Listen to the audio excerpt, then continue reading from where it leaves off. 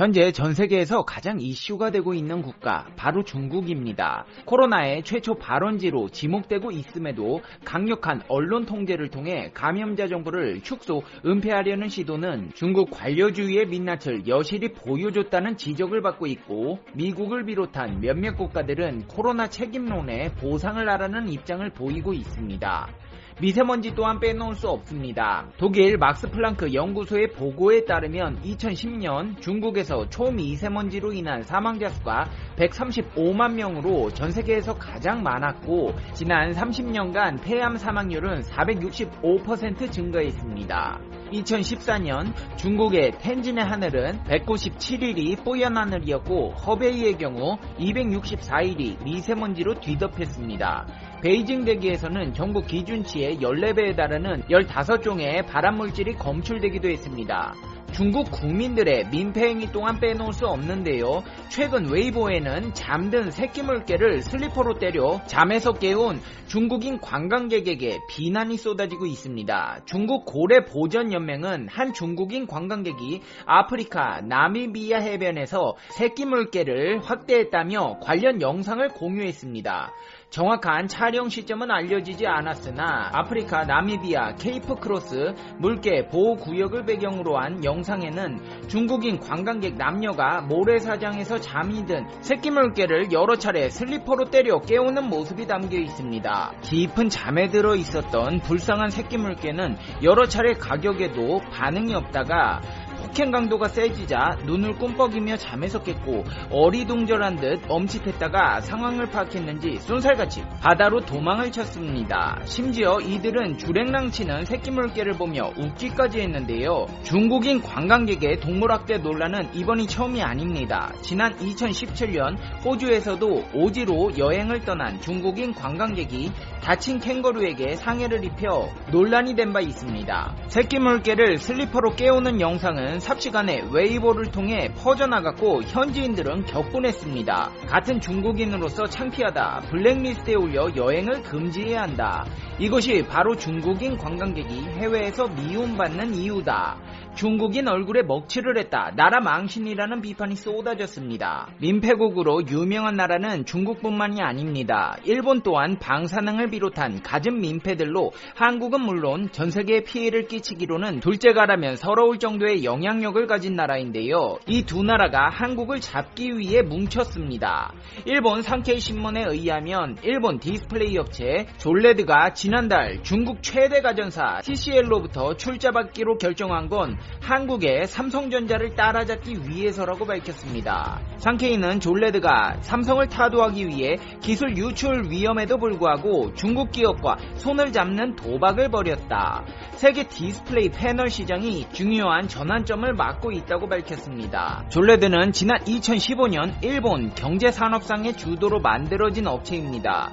일본 정부가 몰락해버린 자국의 전자산업을 위해 소니, 파나소닉 등 유기 발광 다이오드 사업부를 분리, 통합해 만든 회사로서 경산성이 관리하는 민간 합작펀드 산업혁신 투자기구가 최대 주주입니다. 한마디로 일본 정부가 주도하는 기업이 삼성전자를 잡고자 만든 기업이라는 것입니다. 산케이 신문에 의하면 졸레드는 지난달 중국 TCL 산하 디스플레이 제조사 화신 광정기술로부터 200억엔 약 2,200억 원 상당의 자금 지원을 받은 대가로 지분 10.76%를 넘겨주기로 결정했습니다. 그러면서 한다는 말이 졸레드가 아무리 기술을 갖고 있어도 양산 투자에서 뒤처지면 승기를 잃을 우려가 있어 TCL과의 자본 업무 제휴를 결정한 것이라고 설명했습니다. 최근 일본 정부는 정말 이래나 돼도 싶을 정도로 손대는 일마다 망하는 현상이 벌어지고 있습니다.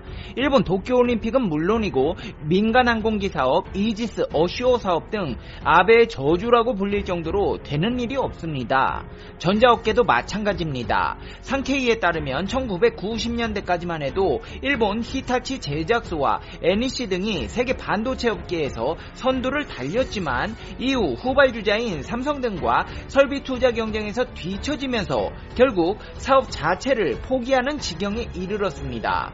졸레드는 과거 이들과 같은 전철을 밟게 될까봐 두려웠습니다. 향후 OLED 시장 경쟁에서 히타치, NEC처럼 되지 않으며 투자 리스크도 줄이기 위해 라이벌인 중국 기업과 손을 잡기로 결정한 것입니다. 한국 업체들을 뒤쫓는 졸레드는 중국의 거대 TV 시장 확보란 측면에서도 TCL이 좋은 제휴처가 될 것으로 판단했다고 했는데요. 이런 현상은 TV 시장에만 국한된 것이 아닙니다. 일본 정부는 뒤처진 자국 반도체 산업의 경쟁력을 강화하기 위해 대만 등 해외 업체를 유치해 일본 업체와 공조하도록 정책을 추진할 것으로 알려졌습니다. 요미우리 신문의 보도에 따르면 일본 정부는 반도체 완성품을 만드는 외국 업체를 자국에 유치하기로 방침을 정하고 공장 건설 등에 필요한 자금을 지원하는 방안을 조율 중입니다.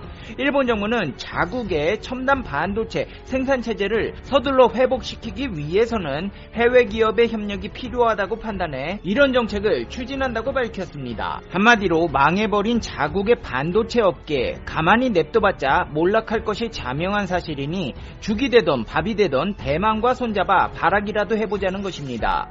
일본 내 제조 거점을 확보해 반도체의 공급이 중단되지 않도록 하고 기술과 생산 노하우를 확보해 반도체 산업을 재건한다는 구상입니다. 이를 위해 일본 경제산업상은 반도체 시장의 빅3 대만 TSMC를 중심으로 유치 활동을 벌이기로 했는데요.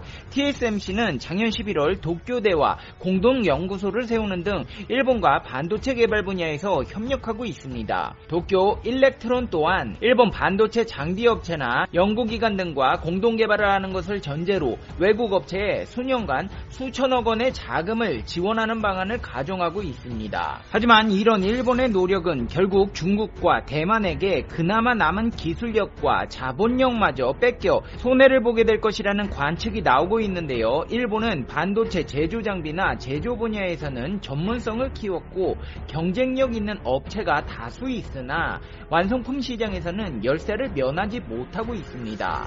작년 10월 기준 일본 정부 자료 등에 의하면 반도체 생산 능력은 TSMC 등 대만 기업이 세계 시장의 42%, 인텔 등 미국 기업이 28%, 삼성전자 등 한국 기업이 18%, 중국 기업이 11%를 점하고 있으며 특히 스마트폰 등 모바일 단말기를 위한 통신용 반도체의 경우 한국, 미국, 대만이 약 80%를 차지합니다. 일본에게 아쉬울 게 없는 대만 기업이나 기업은 완제품 시장에서 강세를 보이는 만큼 재료 분야에서 기술력을 보유하고 있는 일본의 제조장치 재료 분야 기술을 보태 시장을 석권하겠다는 의도가 또렷해 보입니다. 실제로 중국의 기술 유출은 악명 높기로 유명합니다. 한국에서도 최근 자율주행과 관련한 핵심 기술이 중국에 넘어간 것으로 알려졌는데요.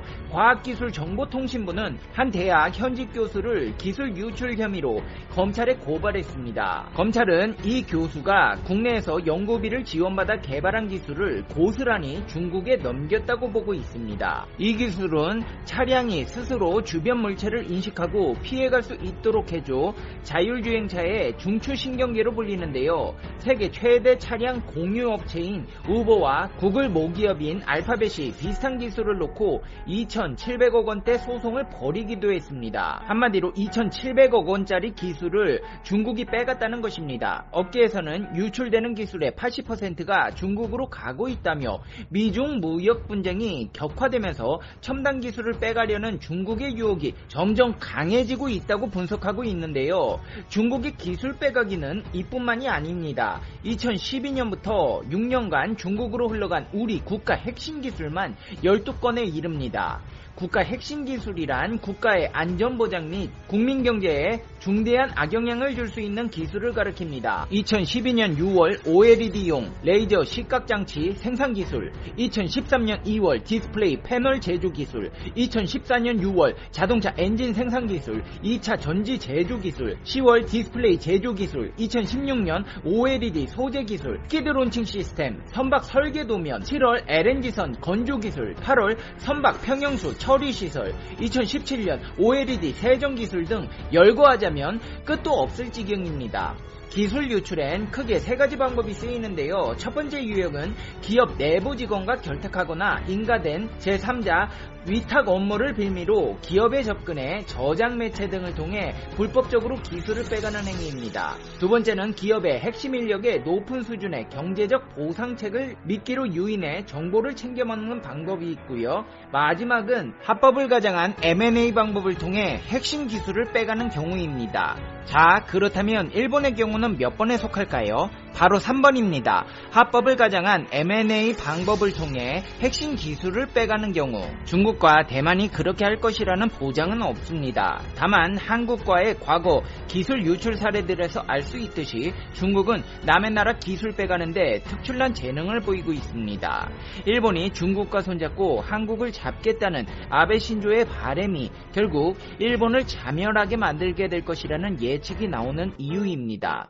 페페TV 시청자 여러분은 어떻게 생각하세요? 페페TV는 여러분의 생각이 궁금합니다. 댓글로 여러분의 생각을 남겨주세요. 그러면 여러분 오늘 하루도 행복한 하루 되세요. 당신은 소중하니까요. 다음 영상에서 봬요. 안녕.